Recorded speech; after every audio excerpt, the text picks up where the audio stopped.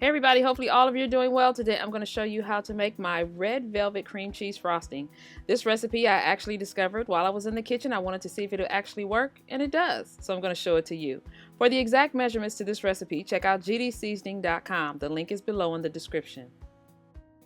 So we're going to start with our room temperature butter, and I'm using unsalted. And by the way, I'm making a half recipe. This recipe does produce quite a bit of frosting. So if you're only frosting cupcakes, you can get away with a half recipe if you're making about 12 to 15 cupcakes. Then I'm going to go in with my room temperature cream cheese, and we're just going to give that a mix until everything is well combined.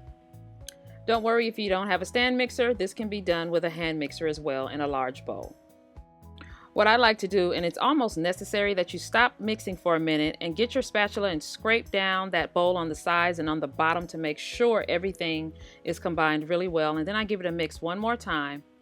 And now I'm going to add some other ingredients. I'm going to add some cocoa powder, some unsweetened cocoa powder, along with a little bit of pure vanilla extract.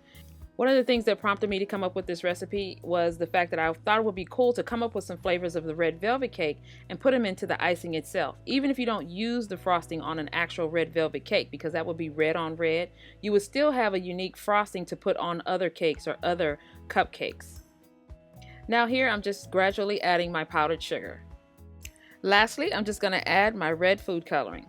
When you're adding the food coloring, you may want to, 1, turn off the mixer and add it just so you don't get any splashback, or you can go ahead and just slowly drizzle it like I did. And 2, you want to make sure it is well blended, so you may have to stop your mixer and again take your spatula and scrape the sides and the bottom to make sure it's all well blended so all of the frosting is completely red. It's a really beautiful frosting, and it's cream cheese frosting. There's no denying that.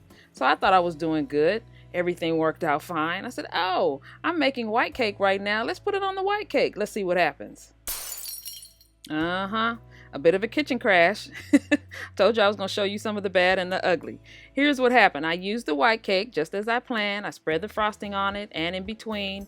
And what happens is, because the frosting is red, when you cut the cake, it's going to drag that color over the surface of the cake. Now, to me, it doesn't look that attractive if you just want your cake, to be impressive to some people. But at that moment, I decided that this frosting would be more suitable for your darker cakes and your dark cupcakes and your white cupcakes. Because see, when somebody gets a cupcake, it doesn't matter. Once they bite it, it's okay if the frosting drags over the surface of the cake, because that's their personal cake. You get it? So I made a batch of cupcakes and I put this frosting right on top. I took them to work. Everybody loved them. Now I can tell you that is the frosting that we used in our last video for the moist white vanilla cake.